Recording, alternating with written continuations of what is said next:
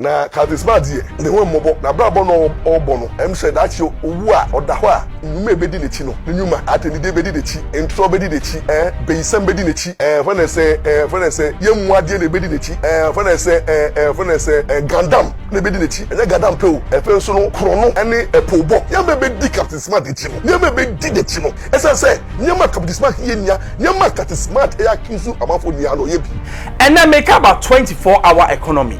Sa policy no. Omon kasa kromo kai no omon policy nasiye. They don't.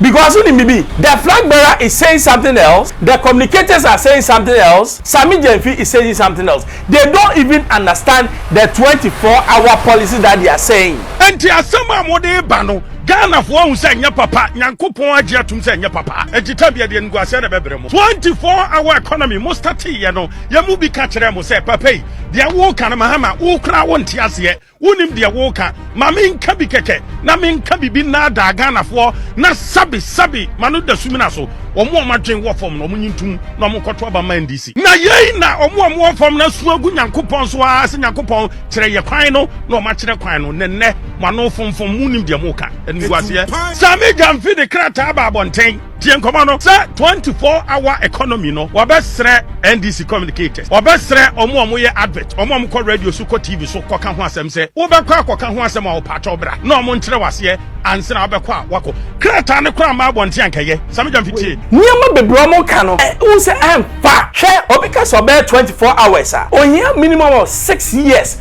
to even set up the 24-hour. It is said John Mahama said Obeto it means so kase enya me na me start 24 hours but me lay the foundation for 24-hour economy. I know the eminent by adwe. Just like free SHS. Sabi ye rekufo do buy ya. Sabi ye blocks no usi ewonwuram accepted. A day enya accepted. But what prevented you said for the first 2 years no what they hold on necessary schools in now we are now implementing your free SHS and can they will do what double tracking be. Hello, keep watching Xposed GH, the best channel on all of YouTube. Yes.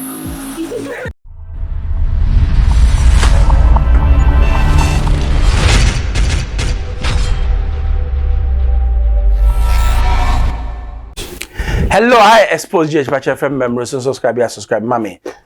As elections are approaching, Mempese who voted on partisanship line, on tribal or religion, vote on policy. Policy no crowd what's here? Shemuye policy by, and then make about 24-hour economy. Sa policy no, omon kasa kromo kai no omon policy nasiye. They don't because the flag bearer is saying something else. The communicators are saying something else. Sami Jenfi is saying something else. They don't even understand the 24-hour policy that they are saying. Na say nyame nkwan mehu. Buru yene Ago TV wa hu bi you say this is a confused party saying confused things. Ye go tie buru yene mra. 24-hour economy no aye beans. Na meda nyankopon ase. Twedi ampom ba se yadom. Krochi amansa krochi akwa ona medana se etumpan se nipa adwene nya na nipa die nipa bonfo no ye nkontompofo no ye nipa won ka no kra na no enya baako etumpan entomo sa asema wo begina aka no kogina bia na ne refi no ho nyankopon won naaye etumpan wo trese nyankopon kra no wo endorse the former president John Dramani Mahama and NDC for nyankopon pa o masem because adwene ne nye Nanka bisa se obi a wabedi man payini payin. Osi ensenya wo bay aya 4 years pe. Wo ba na usan fa wo nana edi wati sa running mate. Unu na na eba mo sa beje pension pay.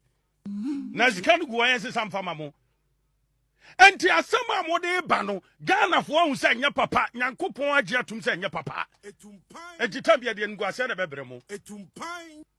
24-hour economy mo start ye no ye mu bi ka kire mo say papa yi de wo ka na mahama wo kra wo nte ase wonim de wo ka ma menka bi keke na menka bi na da Ghana fo na sabi manu da sumina so omo madwen wo fom no mo nyintum na mo kwoto aba man DC we na yei na omo fom na su agu nyankopon so a se nyankopon kire ye kwan no na o ma kire kwan no nenne mano fonfon munim de moka enguase Sami Jamfi de krata ba bonten tien komano sa 24-hour economy no wabesre NDC communicators wabesre omo ye advert omo ko radio so ko TV so ko ka ho asem se wo be kwa ko ka ho asem a wo pato bra na omo nkyere wase anse na wo be kwa wako krata ne kra ma bonten ankaye Sami Jamfi tie Way boy.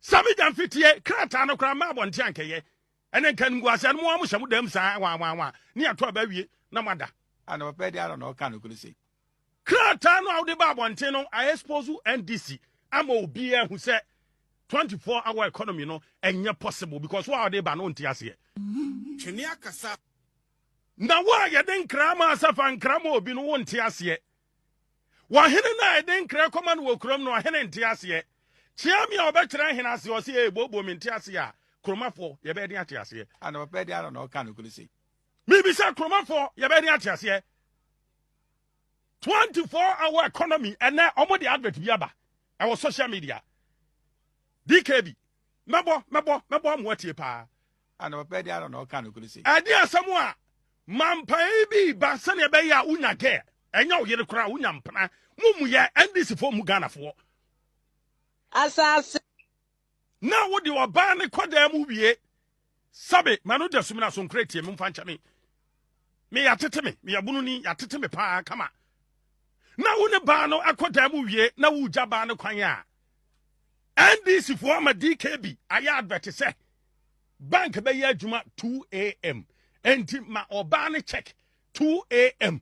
na wonko bank na wonko yisika ma mu ne Ghana for ni nkomo san krankra bi na mu no mudi nkomo DKB do dia ba bonten no wo betuma twani en Facebook live asase pa 107.3 na beka bi bekenka bi free ya de ato asase pa 107.3 ya sponsor na wie wa ya advert na wie wa gini sika wie mo antimi ankyere no mu Sami Jamfi as a communicator sa policy ba na mo ban na the policy ni ba as senior communicator director of communications esa wo na wo tenase na wo kire omo sa policy no de ebe ya ma Ghana for because won tiase na because we leader no Upe master John Mahama one tias yentino one timi anchero masie no ko akokyere ase a wase aka kyere ni se unsuma obia etumpan enyamu na maye etumpan even the leader John Dramani Mahama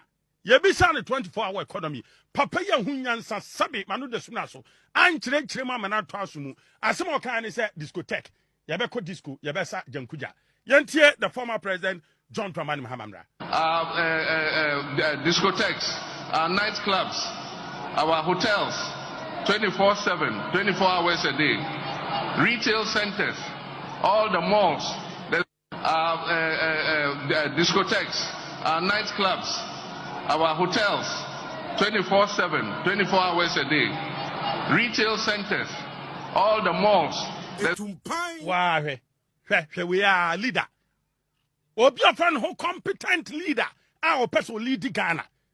Way. Unya kuma adwene digital economy ho no 24-hour economy udwene disco ho because we book my first school detail utro disco wom sa wo pe disco etumpan utro wom sa ko disco akọ hwe ma no fo no mato etumpan anyam na me ka hye na no otro the former president John Dramani Mahama otro etumpan no wonder sa 24-hour economy untimi nkyira ase na a communicator ba ko kra de sa on bebo board sa 24-hour economy ebi bo a na ebi ko fie na ebi abebo no makodware na ebi akobo 24-hour economy Ghana ba bi eni abredri wo si football nti 24-hour economy yenti ne bra ti say asafu market maami embebu na mu ha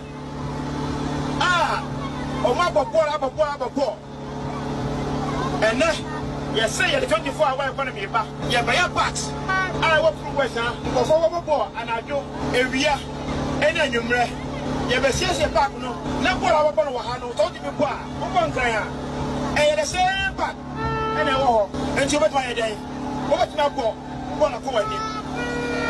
Etumpan. Wa hwe we.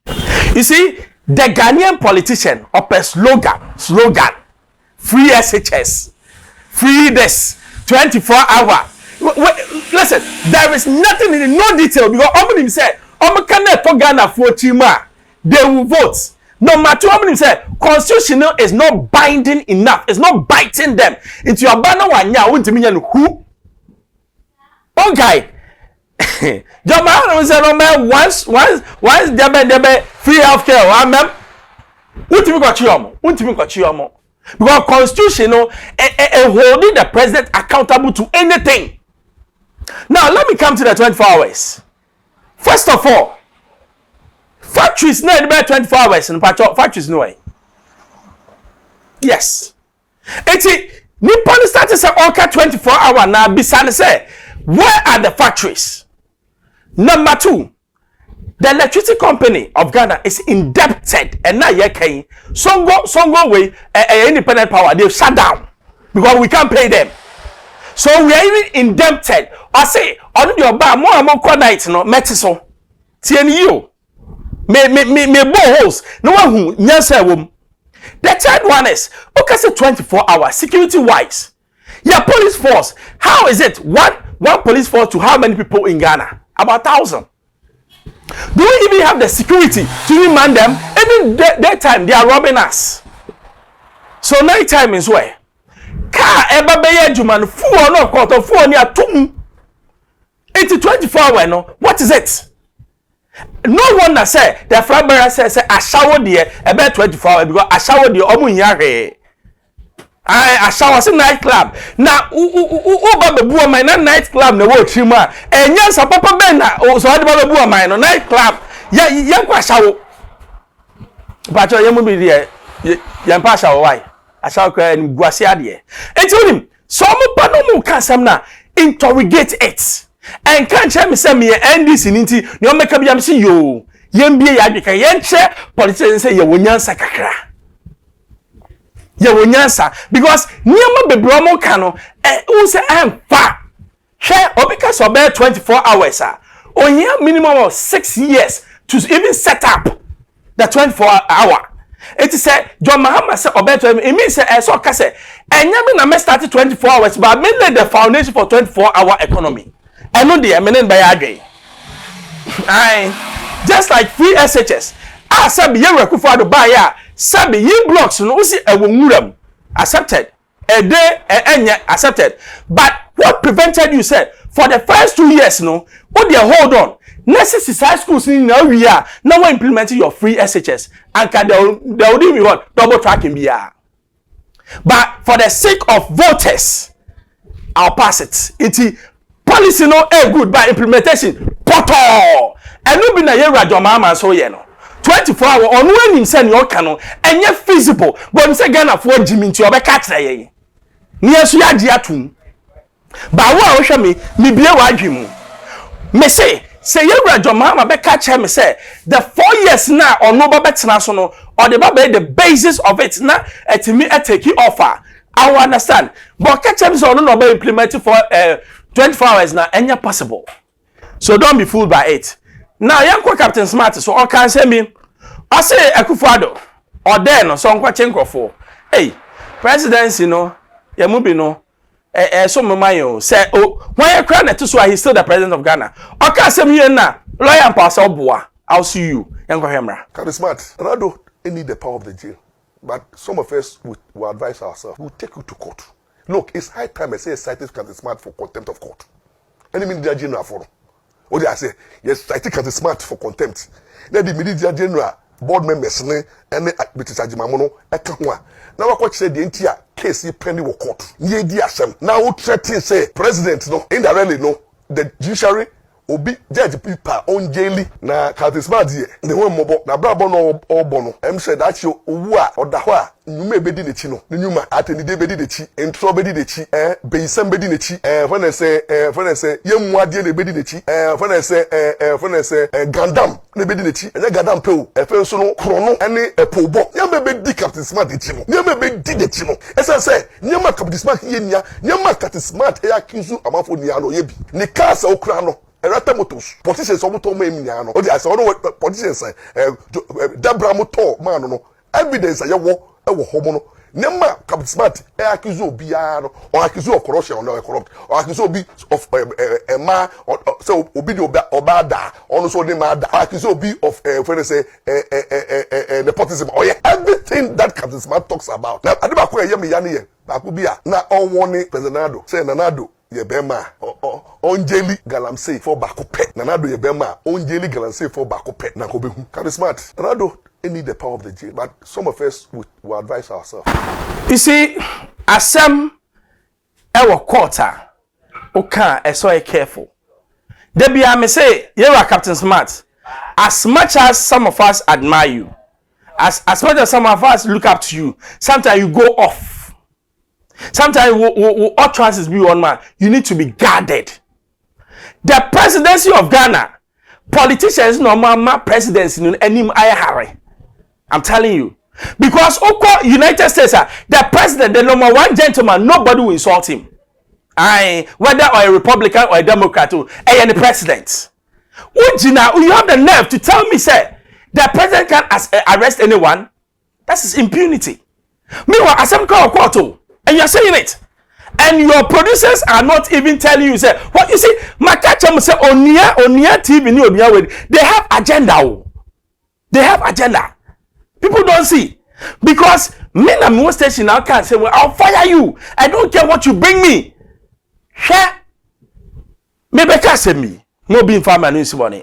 Adum TV, I want my edge mother. But only me, Adum TV or policy. No presenter, no personality is bigger than what Adum TV. It's now you think, say you are bigger, they'll find your way out. And Adum has always been Adum. But other TV stations, they are buying people that they think can turn the table round. Hey, the foundation is not there. It's Nippona and they buy no few upon not show negu. But foundation be anyhow. The American say, let's watch our utterances, especially as some work out. Yankana trasa. Minia Captain Smart. Oh, so I can say, Juanoka say, Cassani be a tra.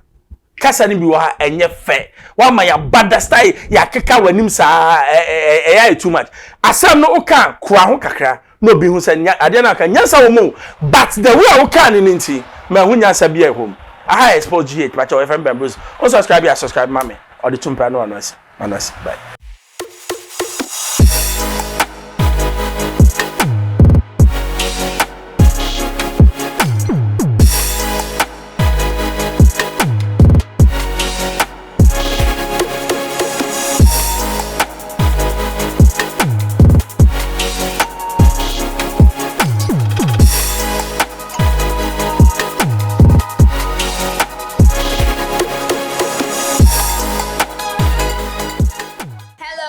Keep watching Xposed GH, the best channel on all of YouTube.